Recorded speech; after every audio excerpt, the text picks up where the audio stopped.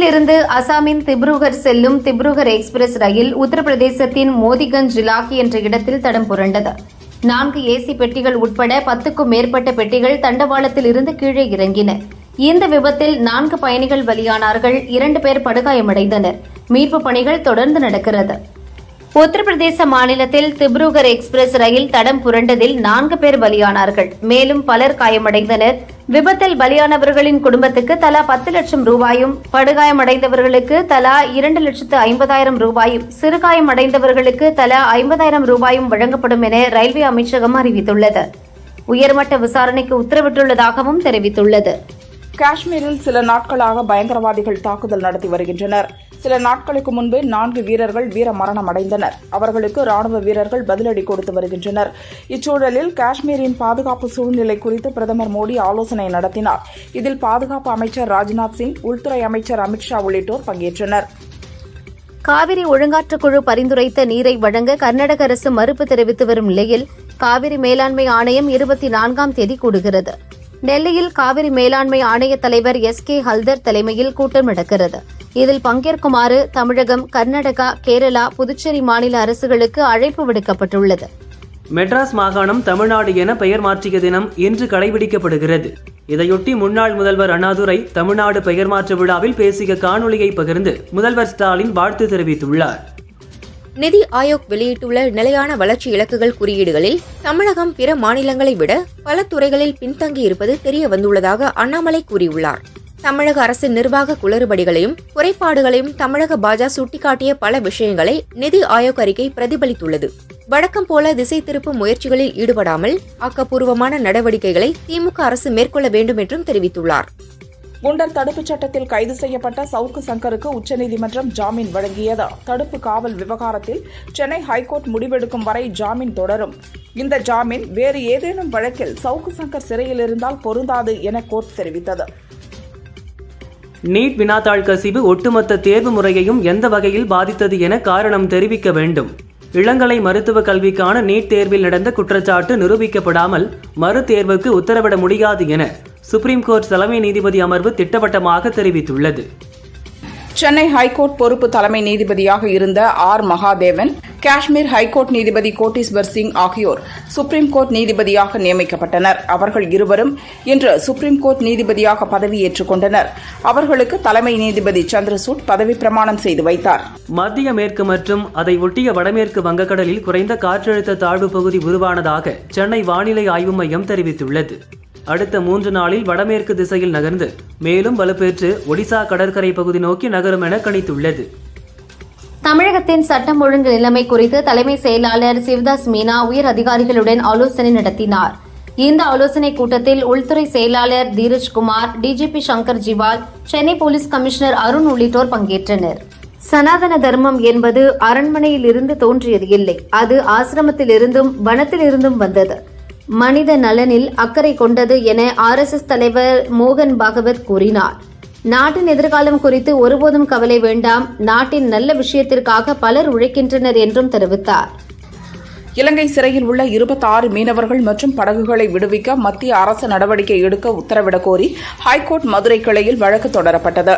வழக்கை விசாரித்த நீதிபதிகள், தமிழக மீனவர்களும் இந்திய குடிமக்களே, அவர்களின் பாதுகாப்பு முக்கியமானது. மீனவர்களை மீட்க தேவையான நடவடிக்கையை மத்திய அரசு விரைவாக எடுக்கும் என நம்புகிறோம் என தெரிவித்தனர். ரிஷிவந்தியம் தொகுதி திமுக MLA வசந்தம் கார்த்திகேயன் காரைக்கால் சென்றுவிட்டு மயிலாடுதுறை மாவட்டம் தரங்கம்பாடி வழியாக காரில் ஊருக்கு திரும்பினார். என்என் சாவடி பகுதியில் சென்றபோது அந்த வழியாக வந்த ஸ்கூட்டர் மீது கார் மோதியது. இதில் மணிகண்டன், 12ஆம் வகுப்பு மாணவன் செல்வகுமார் ஆகியோர் காயமடைந்தனர். அவர்கள் உடனடியாக ஹாஸ்பிட்டலில் அட்மிட் செய்யப்பட்டனர். அஜாக்கிரதையாக ஸ்கூட்டரை ஓட்டி வந்த மணிகண்டன் மீது போலீசார் வழக்கு பதிந்து விசாரிக்கின்றனர். அமலாக்கத்துறை வழக்கிலிருந்து தன்னை விடுவிக்க கோரி சென்னை முதன்மை அமர்வு கோர்ட்டில் செந்தில் பாலாஜி மனு தாக்கல் செய்தார். இந்த மனுவை தள்ளுபடி செய்த நீதிபதி திங்கட்கிழமை செந்தில் பாலாஜியை நேரில் ஆஜர்படுத்த உத்தரவிட்டார். அன்று செந்தில் பாலாஜிக்கு எதிரான குற்றச்சாட்டுகள் பதிவு செய்யப்படும் என்றும் நீதிபதி தெரிவித்தார். ராமநாதபுரம் லோக்சபா தொகுதியில் திமுக கூட்டணி வேட்பாளர் நவாஸ் கனியை எதிர்த்து பாரதிய ஜனதா கூட்டணியில் அங்கம் வகித்த OPS சுயேட்சையாக போட்டியிட்டு தோல்வியடைந்தார். நவாஸ் கனி வெற்றி பெற்றார். இந்நிலையில் நவாஸ் கனி தனது சொத்து விவரங்களை தாக்கல் செய்யவில்லை என OPS ஐகோர்ட்டில் வழக்கு தொடுத்துள்ளார். இந்திய பங்கு சந்தைகள் புதிய உச்சத்தை எட்டியுள்ளது. வர்த்தக நேர முடிவில் மும்பை பங்குச்சந்தை குறியீடு எண் சென்செக்ஸ் 626.91 புள்ளிகள் உயர்ந்து 81,346.63 புள்ளிகளாகவும், நிப்டி 187.85 புள்ளிகள் உயர்ந்து 24,800.85 புள்ளிகளாகவும் இருந்தது. பங்கு சந்தைகள் உயர்வு முதலீட்டாளர்கள் மத்தியில் மகிழ்ச்சியை ஏற்படுத்தியுள்ளது. வங்கக்கடலில் மத்திய மேற்கு மற்றும் அதையொட்டிய வடமேற்கு பகுதிகளில் நாளை புதிய காற்றழுத்த தாழ்வு பகுதி உருவாகிறது. இது காற்றழுத்த தாழ்வு மண்டலமாக வலுப்பெற்று ஒடிசாவை நோக்கி செல்லும் என சென்னை வானிலை மையம் கணித்துள்ளது. நாடு முழுவதும் தென்மேற்கு பருவமழை தீவிரமடைந்துள்ள நிலையில் தமிழகத்தில் பல்வேறு மாவட்டங்களில் தொடர்ந்து மழை பெய்து வருகிறது. இந்நிலையில் இந்திய வானிலை ஆய்வு மையம் இன்று காலை வெளியிட்ட செய்திக்குறிப்பில் தமிழகத்தில் அடுத்த 7 நாட்களுக்கு மிதமான மழை தொடரும் என தெரிவித்துள்ளது. நீலகிரியில் பெய்யும் கனமழை காரணமாக 100 அடி உயரமுள்ள பில்லூர் அணை கடந்த வாரம் நிரம்பியது. பாதுகாப்பு கருதி அணைக்கு வரும் 16,000 கன அடி நீர் அப்படியே பவானி ஆற்றில் வெளியேற்றப்படுகிறது. இதனால் பவானி கரையோர மக்கள் எச்சரிக்கையுடன் இருக்க அறிவுறுத்தப்பட்டுள்ளது. கோவையில் கடந்த சில நாட்களாக தொடர் மழை பெய்து வருகிறது. இதன் காரணமாக நொய்யல் ஆற்றில் வெள்ளப்பெருக்கு ஏற்பட்டு கரை புரண்டு ஓடுகிறது. புது வெள்ளத்தை கண்டு ரசிக்கும் மக்கள் செல்ஃபி எடுத்து மகிழ்கின்றனர். சிலர் ஆபத்தை உணராமல் வெள்ளத்தில் இறங்கி குளித்தும் மீன்பிடித்தும் வருகின்றனர். ஆம்ஸ்ட்ராங் கொலை வழக்கில் உண்மையான குற்றவாளிகள் தப்பிவிடக்கூடாது. போலீசார் சிறப்பாக விசாரித்து வருகின்றனர் என தமிழக காங்கிரஸ் தலைவர் செல்வ பெருந்தகை கூறினார். காவிரியில் நீர் வழங்காத கர்நாடக அரசை கண்டித்து போராட தயாராக உள்ளோம். மின்கட்டண உயர்வுக்கு உதய் மின் திட்டம்தான் காரணம். முதல்வர் ஸ்டாலினிடம் மின்கட்டண உயர்வை திரும்ப பெற கேட்டிருக்கிறோம் என்றும் தெரிவித்தார்.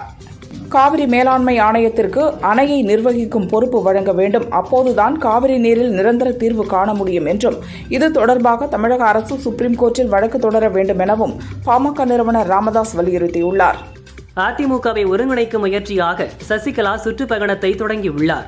இந்நிலையில் அதிமுக தொண்டர்கள் கவனமாக விழிப்புணர்வோடு இருக்க வேண்டும். சாதிய பின்புலத்தை பயன்படுத்தி சசிகலா அவரை வளர்த்துக் கொண்டார். அவர் செல்வது சுற்றுப்பயணம் இல்லை, சுற்றுலா பயணம்.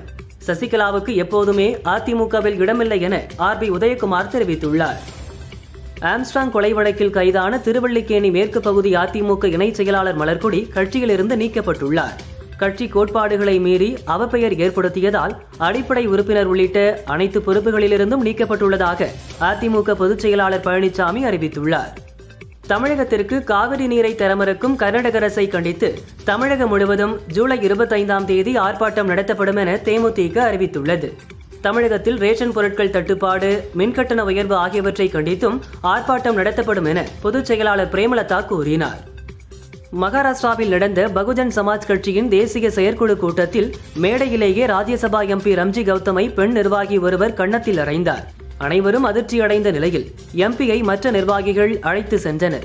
லோக்சபா தேர்தலில் சீட் ஒதுக்கப்பட்டதில் ஏற்பட்ட அதிருப்தியே இந்த தாக்குதலுக்கு காரணம் என தெரிகிறது. நீட் வினாத்தாள் லீக்கான விவகாரம் தொடர்பாக இன்று 3 டாக்டர்கள் கைது செய்யப்பட்டுள்ளனர். ஏற்கனவே CBI விசாரணையில் பள்ளி தாளாளர்கள், ஆசிரியர்கள், பத்திரிகையாளர் என பலர் கைது செய்யப்பட்டுள்ளனர். இந்நிலையில் பீகார் எய்ம்ஸ் மருத்துவமனையில் பணியாற்றும் டாக்டர்கள் 3 பேரை கைது செய்து போலீஸ் அதிகாரிகள் விசாரித்து வருகின்றனர். வெளிநாடுகளிலிருந்து முதலீடுகளை ஈர்க்கும் விதமாக தமிழக முதல்வர் ஸ்டாலின் ஆகஸ்ட் மாதம் இறுதியில் அமெரிக்கா செல்ல உள்ளார். அதற்கு முன்னதாக தமிழக அமைச்சரவையில் மாற்றம் செய்ய திட்டமிட்டுள்ளார். அமைச்சர் உதயநிதிக்கு துணை முதல்வர் பதவி வழங்குவது குறித்து முதல்வர் முடிவெடுக்க வாய்ப்புள்ளதாகவும், இது பற்றிய அறிவிப்பு விரைவில் வெளியிடப்படும் என அரசியல் வட்டாரங்கள் தெரிவித்துள்ளது. இன்று நீலகிரி மற்றும் கோவை ஆகிய மாவட்டங்களுக்கு ரெட் அலர்ட் விடப்பட்டிருந்தது. இதன் காரணமாக வால்பாறை தாலுகாவிற்கு உட்பட்ட அனைத்து பள்ளிகளுக்கும் விடுமுறை அளிக்கப்படுவதாக கோவை கலெக்டர் கிராந்திகுமார் பாட்டி தெரிவித்துள்ளார். அதேபோல் நீலகிரி மாவட்டத்தில் உதகை, குந்தா, கூடலூர் மற்றும் பந்தலூர் ஆகிய வட்டத்தில் உள்ள பள்ளிகளுக்கு மட்டும் இன்று ஒருநாள் விடுமுறை அளித்து கலெக்டர் லட்சுமி பவ்யா டன்னீரு உத்தரவிட்டுள்ளார். ஜம்மு காஷ்மீரின் குப்வாரா மாவட்ட எல்லைப் பகுதியில் பயங்கரவாதிகள் ஊடுருவியதாக பாதுகாப்பு படையினருக்கு தகவல் கிடைத்தது. அதன் பேரில் பாதுகாப்பு படையினர் அங்கு தீவிர தேடுதல் வேட்டையில் ஈடுபட்டனர். பதுங்கியிருந்த பயங்கரவாதிகள் துப்பாக்கிச் சூடு நடத்தினர். பாதுகாப்பு படையினர் நடத்திய பதிலடி தாக்குதலில் 2 பயங்கரவாதிகள் சுட்டுக் கொல்லப்பட்டனர். மராட்டிய போர் மன்னர் சத்ரபதி சிவாஜி மகாராஜ் பயன்படுத்திய புலிநக வடிவ ஆயுதம் லண்டன் அருங்காட்சியகத்திலிருந்து மும்பைக்கு கொண்டு வரப்பட்டது. நாளை முதல் சதாராவில் உள்ள சத்ரபதி சிவாஜி சங்கரஹலே அருங்காட்சியகத்தில் பொதுமக்கள் பார்வையிட ஏற்பாடு செய்யப்பட்டுள்ளது. பெங்களூரின் ராகிகுடா மெட்ரோ ரயில் நிலையம் முதல் சில்கோட் சந்திப்பு வரை 3.30 கிலோமீட்டர் தூரத்துக்கு 449 கோடி ரூபாய் மதிப்பீட்டில் 2 அடுக்கு மேம்பாலம் கட்டப்பட்டு பயன்பாட்டுக்கு வந்துள்ளது. இந்த பாலம் திறக்கப்பட்டதால் 30 to 40 நிமிட பயண நேரம் மிச்சமாகும் என கூறப்படுகிறது. பயிற்சி பெண் IAS அதிகாரி பூஜா கேட்கரின் தாய் மனோரமாவை மராட்டிய போலீஸ் கைது செய்தது. புனே அருகே முஸ்லியில் விவசாயிகளை துப்பாக்கியை காட்டி மிரட்டியதாக மனோரமா மீது பண்டரிநாத் பசல்கர் என்பவர் அளித்த புகாரின் பெயரில் நடவடிக்கை எடுக்கப்பட்டுள்ளது. பீகார் மாநிலம் அம்ஹாரா கிராமத்தில் பர்ம நாட்டை கடப்பதற்காக பொதுப்பணித்துறையால் 2008ஆம் ஆண்டு கட்டப்பட்ட பாலம் ஆற்றில் ஏற்பட்ட வெள்ளப்பெருக்கில் நேற்று மாலை அடித்துச் செல்லப்பட்டது. கடந்த ஒரு மாதத்துக்குள் பீகார் மாநிலத்தில் 15 பாலங்கள் இடிந்து விழுந்துள்ள நிலையில் ஏற்கனவே நீர்வளத்துறை மற்றும் ஊரக பணித்துறையை சேர்ந்த 16 பொறியாளர்களை மாநில அரசு பணியிடை நீக்கம் செய்து விசாரணை நடத்தி வருகின்றது. நடந்து முடிந்த லோக்சபா தேர்தலில் மகாராஷ்டிராவில் மொத்தமுள்ள 48 தொகுதிகளில் பாரதிய ஜனதா கூட்டணி 17 இடங்களையும் இந்தியா கூட்டணி 30 இடங்களையும் கைப்பற்றியது. இந்த தோல்விக்கு அஜித் பவாருடன் வைத்திருந்த கூட்டணியே காரணம் என RSS சார்பில் வெளியிடப்படும் விவேக் சாப்தாஹிக் என்ற மராத்தி பத்திரிகை கட்டுரை வெளியிட்டுள்ளது. திருத்தணி சுப்பிரமணிய சுவாமி கோயிலில் ஆடி மாதம் பிறந்ததை முன்னிட்டு உற்சவர் முருகப்பெருமான் தங்கத்தேரில் எழுந்தருளினார். பக்தர்கள் அரோகரா அரோகரா என்ற பக்தி கோஷத்துடன் தேரின் வடம் பிடித்து இழுத்தனர்.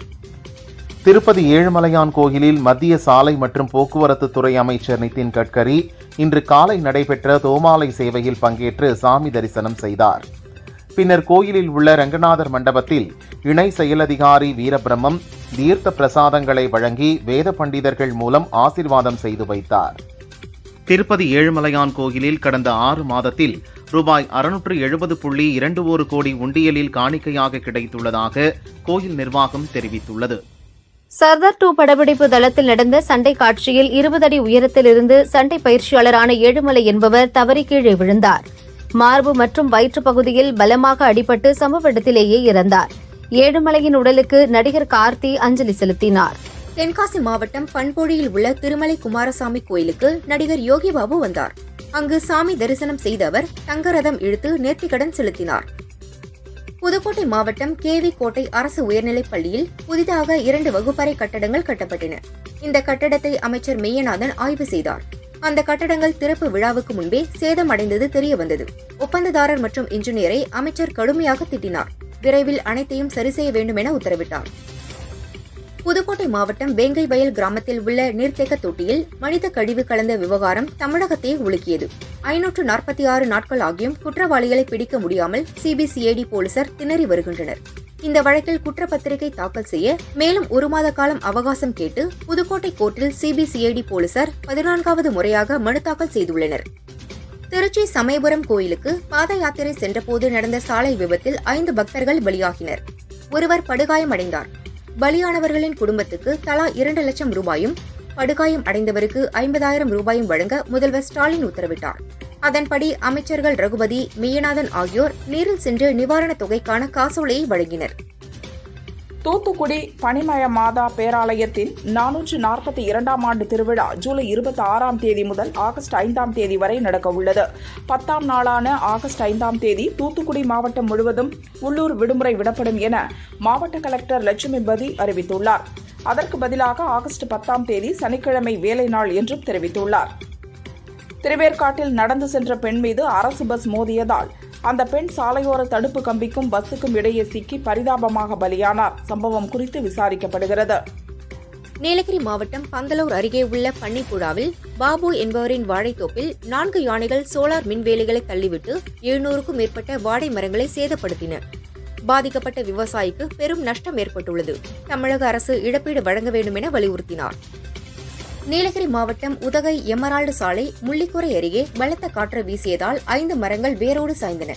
அப்போது அந்த வழியாக வந்த கார் மரங்களுக்கு இடையே சிக்கியது. காரில் இருந்த 2 அதிர்ஷ்டவசமாக உயிர் தப்பினர். திருப்பூர் மாவட்டம் பல்லடம் வட்டார வேளாண்மை விரிவாக்க மையம் மற்றும் கோடங்கிப்பாளையம் ஊராட்சி இணைந்து அனைத்து துறை அதிகாரிகள் ஒருங்கிணைப்பு கூட்டம் நடந்தது. 15 துறை அதிகாரிகளும் விவசாயிகளும் கலந்து கொண்டனர். விவசாயிகளின் தோட்டத்தில் பயிரிடப்பட்டுள்ள பயிர்களை குறித்து முறையாக விஓ கணக்கீடு செய்யாதது ஏன் என விவசாயிகள் கேள்வி எழுப்பினர். பதிலளிக்க முடியாமல் அதிகாரிகள் திணறினர். கோவை மாவட்டம் சூலூரில் உங்களை தேடி உங்கள் ஊரில் திட்டத்தை கலெக்டர் கிராந்திகுமார் மற்றும் பேரூராட்சி தலைவர் தேவி குத்து விளக்கேற்றி துவக்கி வைத்தனர். மக்களை தேடி அதிகாரிகள் நேரில் சென்று குறைகளை கேட்டறிந்து அதற்கான தீர்வுகளை வழங்குவர் என கலெக்டர் எடுத்துரைத்தார். 300க்கும் மேற்பட்ட பொதுமக்கள் கலந்து கொண்டனர். காஞ்சிபுரம் மாவட்டம் உத்திரமேரூர் அடுத்த அரசு மேல்நிலைப் பள்ளியில் போதுமான ஆசிரியர் இல்லாததால் 10ஆம் வகுப்பு மாணவர்களே வகுப்பெடுத்து வருகின்றனர். இதற்கு விரைந்து நடவடிக்கை எடுக்க வேண்டும் என பெற்றோர் கேட்டுள்ளனர். பெங்களூரு, கிருஷ்ணகிரி சுற்றுவட்டார பகுதிகளில் மழை பெய்து வருகிறது. இந்நிலையில் தக்காளி மற்றும் இங்கிலீஷ் காய்கறிகளான பீன்ஸ், கேரட், பீட்ரூட், முட்டைக்கோஸ் உள்ளிட்ட காய்கறிகள் வரத்து குறைந்துள்ளதால் விலை அதிகரித்துள்ளது. கடந்த வாரம் 40 முதல் 50 ரூபாய் வரை விற்பனையான 1 கிலோ தக்காளி 2 தினங்களாக 70 முதல் 90 ரூபாய் வரை விற்பனையாகிறது. மழை தொடர்ந்தால் காய்கறி விலை மேலும் உயரும் என வியாபாரிகள் தெரிவித்தனர். தூத்துக்குடியில் பசுமை ஹைட்ரஜன் அலகு அமைக்க 36,238 கோடி முதலீடு செய்கிறது சிங்கப்பூரைச் சேர்ந்த செம்கார்ப் நிறுவனம். கடந்த சில மாதங்களுக்கு முன்பு இந்த நிறுவனம் தமிழக அரசுடன் புரிந்துணர்வு ஒப்பந்தம் செய்தது. இதன் தொடர்ச்சியாக தற்போது உற்பத்தி தளம் அமைப்பதற்கான ஆரம்பகட்ட ஒப்பந்தங்கள் கையெழுத்தாகி வருகின்றன. மின்கட்டண உயர்வை கண்டித்து நாம் தமிழர் கட்சி சார்பில் ஆர்ப்பாட்டம் நடத்தப்படும் என அக்கட்சியின் தலைமை ஒருங்கிணைப்பாளர் சீமான் அறிவித்துள்ளார். மாவட்ட தலைநகரங்களில் 21ஆம் தேதி ஆர்ப்பாட்டம் நடக்கிறது. தூத்துக்குடி மாவட்டத்தில் உள்ள ஒவ்வொரு ரவுடிகளையும் கண்காணிக்க தனித்தனியாக குழு அமைக்கப்பட்டுள்ளது. ரவுடிகளின் நடமாட்டம் முழுமையாக கண்காணிக்கப்படுவதால் குற்ற சம்பவங்கள் நடக்காமல் தடுக்க முடிகிறது என மாவட்ட எஸ்பி பாலாஜி சரவணன் கூறினார். கடந்த ஆண்டை விட தூத்துக்குடியில் குற்றச்சம்பவங்கள் குறைந்துள்ளது.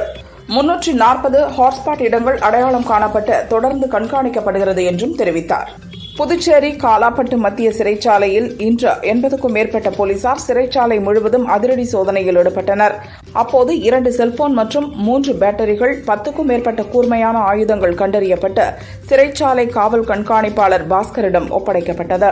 மயிலாடுதுறை மாவட்டம் கோனேரி ராஜாபுரம் கிராமத்தில் அமைந்துள்ள தேவார பாடல் பெற்ற உமா மகேஸ்வரர் கோவிலின் தீர்த்த குளம் கோயில் நிர்வாகம் சார்பில் தூர்வாரப்பட்டது. அப்போது குளத்தில் 3 அடி உயரத்தில் 350 கிலோ எடையில் உலோக சிலை கண்டெடுக்கப்பட்டது. இந்து சமய அறநிலையத்துறை அதிகாரிகள் விரைந்து வந்து சிலையை பார்வையிட்டனர். புதுச்சேரி பூர்ணாங்குப்பம் கிராமத்தில் இயங்கி வரும் அரசு நடுநிலைப் பள்ளியின் ஆசிரியை ஃபாத்திமா காரைக்காலுக்கு மாற்றப்பட்டுள்ளார். இதற்கு மாணவர் மற்றும் பெற்றோர் தரப்பில் கடும் எதிர்ப்பு கிளம்பியுள்ளது. ஆசிரியர் பணியிட மாற்றத்திற்கு எதிர்ப்பு தெரிவித்த பள்ளியிலிருந்து மாணவர்களை பெற்றோர் அழைத்துச் சென்றனர். கோவை மாவட்டம் தடாகம் திருவள்ளுவர் நகரில் நேற்று இரவு 2 காட்டு யானைகள் உலா வந்தன. அப்பகுதியில் வேடிக்கை பார்க்க வந்தவர்களை ஒரு யானை துரத்த முயன்றது. பயந்து வீட்டிற்குள் ஓடி ஒளிந்தனர். தகவல் அறிந்த வனத்துறையினர் யானைகளை வனத்திற்குள் விரட்டினர். யானைகள் ஊருக்குள் உலா வருவதை கட்டுப்படுத்த வனத்துறையினர் ரோந்து பணிகளை தீவிரப்படுத்த வேண்டும் என அப்பகுதியினர் கோரிக்கை விடுத்தனர். தமிழக எல்லையான பிலிகுண்டுலுவில் இன்று காலை நிலவரப்படி வினாடிக்கு 32,000 கன அடியாக இருந்த நீர்வரத்து தற்போதைய நிலவரப்படி 34,000 கன அடியாக அதிகரித்துள்ளது. நீர்வரத்து அதிகரித்துள்ளதால் சுற்றுலா பயணிகள் பாதுகாப்பு கருதி ஒகேனக்கல் காவிரி ஆற்றில் பரிசல் இயக்கவும் அருவியில் குளிக்கவும் 3வது நாளாக மாவட்ட நிர்வாகம் தடை விதித்துள்ளது. ஹொசூரில் நடந்த ஸ்கேட்டிங் போட்டியில் கிறிஸ்டோபர் சார்லஸ் என்ற 4ஆம் வகுப்பு மாணவன் 18 கிலோமீட்டர் தூரத்தை 53 நிமிடங்களிலும், நந்தபாலன் ரகுராமன் என்ற எல்கேஜி மாணவன் 6 கிலோமீட்டர் தூரத்தை 33 நிமிடங்களில் கடந்து உலக சாதனை படைத்துள்ளனர். 2 சிறுவர்களையும் கௌரவித்து பரிசுகளும் சான்றிதழ்களும் வழங்கினர். ஆசிரியர்களும் பெற்றோரும் பாராட்டி வருகின்றனர். தமிழகத்தில் டிஎன்பிஎஸ்சி குரூப் 2 மற்றும் 2A பிரிவில் 2327 காலி பணியிடங்களை நிரப்ப விண்ணப்பங்கள் பெறப்பட்டு வருகிறது. ஆன்லைனில் விண்ணப்பிக்க நாளை கடைசி நாள் என்பது குறிப்பிடத்தக்கது. கள்ளக்குறிச்சி சாராய சம்பவம் தொடர்பான வழக்கை புதன்கிழமைக்கு சென்னை உயர்நீதிமன்றம் ஒத்திவைத்தது. சொந்த காரணங்களுக்காக விசாரணையை தள்ளி வைக்க தலைமை வழக்கறிஞர் கோரிக்கை விடுத்ததை அடுத்து விசாரணை ஒத்திவைக்கப்பட்டது. காஞ்சிபுரம் ஒன்றியத்துக்குட்பட்ட திருப்புக்குடி ஊராட்சி ஒன்றிய தொடக்கப் பள்ளியில் மக்களுடன் முதல்வர் நிகழ்ச்சி எம்எல்ஏ எழிலரசன் தலைமையில் நடைபெற்றது.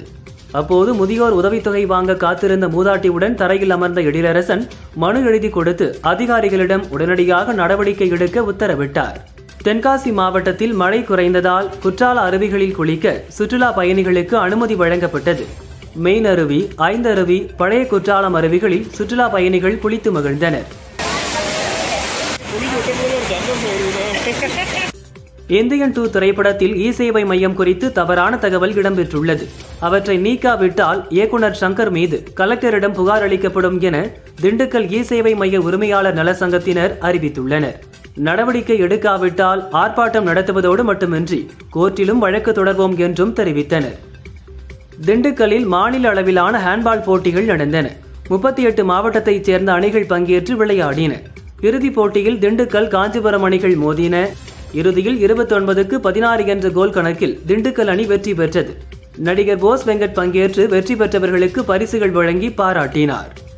கன்னியாகுமரி மாவட்டத்தில் பெய்து வரும் தொடர் மழையால் தாமிரபரணி, கோதை ஆறுகளில் வெள்ளப்பெருக்கு ஏற்பட்டுள்ளது. இதனால் திருப்பரப்பு அருவியில் குளிக்க 3வது நாளாக தடை விதிக்கப்பட்டது.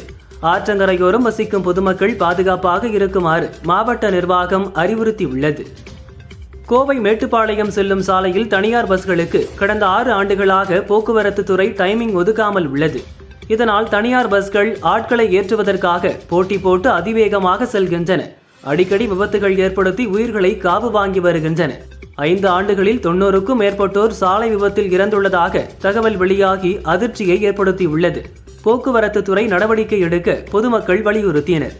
திருவொற்றியூர் பலகை தொட்டிக்குப்பத்தைச் சேர்ந்தவர் ராஜேந்திரன். இவர் சூறை மீன்பிடி துறைமுகம் வழியாக தனியாக ஃபைபர் படகில் சென்று மீன்பிடித்துக் கொண்டிருக்கும் போது திடீரென மயங்கி விழுந்து மரணமடைந்த சம்பவம் அப்பகுதியில் சோகத்தை ஏற்படுத்தியுள்ளது. தமிழக அரசு சமீபத்தில் மின்கட்டணத்தை உயர்த்தியது. இதற்கு பல்வேறு தரப்பினரும் கண்டனம் தெரிவித்து வருகின்றனர். இந்நிலையில் பல்வேறு மின் இணைப்பு சேவை கட்டணங்களையும் மின்வாரியம் உயர்த்தியுள்ளது. புதிய சிங்கிள் ஃபேஸ் இணைப்பு, ட்ரிபிள் ஃபேஸ் இணைப்பு, மற்றொரு நபருக்கு மின் இணைப்பு மாற்றம் செய்யவும் சேவை கட்டணம் போன்றவை உயர்த்தப்பட்டுள்ளது. எண்ணூர் எர்ணாவூர் மார்க்கெட் அருகே மார்க்சிஸ்ட் கம்யூனிஸ்ட் கட்சி சார்பில் நடைபெற்ற ஆர்ப்பாட்டத்தில் தமிழக அரசு மின்கட்டண உயர்வை திரும்பப் பெற வேண்டும் என வலியுறுத்தப்பட்டது. மாதாந்திர மின் கணக்கீட்டை அமல்படுத்தவும் கோரிக்கை விடுக்கப்பட்டது. கோவை வால்பாறை பகுதியில் அதிக கனமழை பெய்து வருகிறது.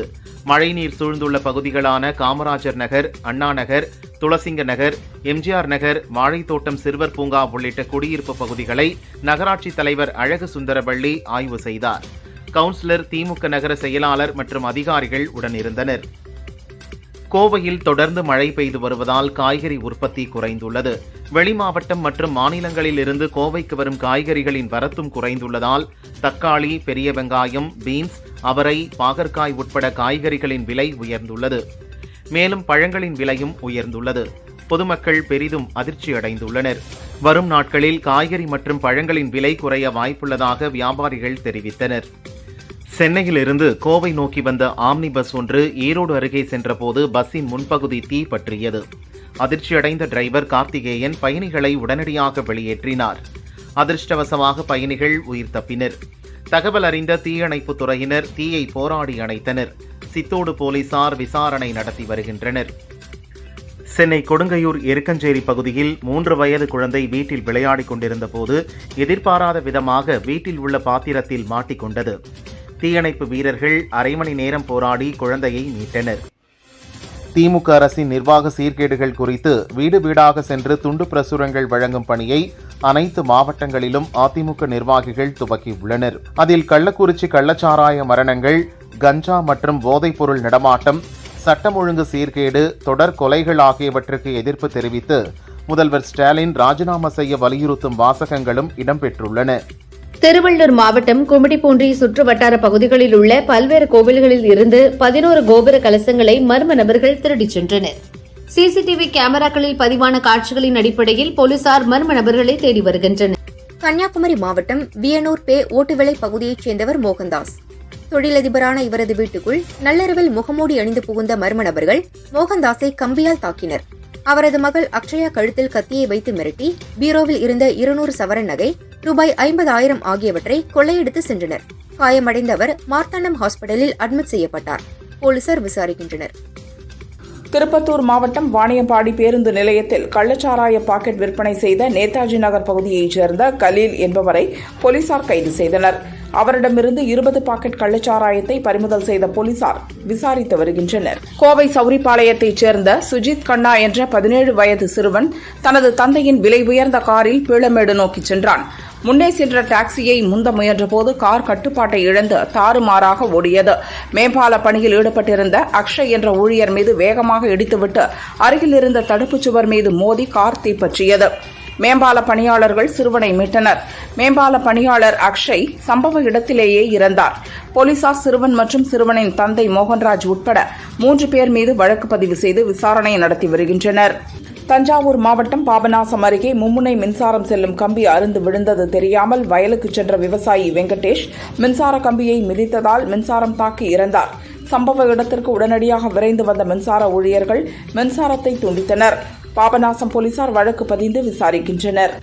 மதுரை நாம் தமிழர் கட்சி பிரமுகர் பாலமுருகன் படுகொலை தொடர்பாக பொதும்பு பென்னி, வில்லாபிரம் பரத், கோகுலகண்ணன், நாக இருள்வேல் ஆகிய 4 இளைஞர்கள் கைது செய்யப்பட்டனர். முன்னதாக செல்லூர் பகுதியில் பதுங்கியிருந்த இவர்களை போலீசார் கைது செய்ய சென்றபோது வைகை ஆற்றுக்குள் குதித்து தப்ப முயன்றனர். இதில் கோகுலகண்ணன், பரத், பென்னி ஆகியோரின் காலில் எலும்பு முறிவு ஏற்பட்டது. ஹாஸ்பிட்டலில் அவர்கள் சிகிச்சை பெற்று வருகின்றனர்.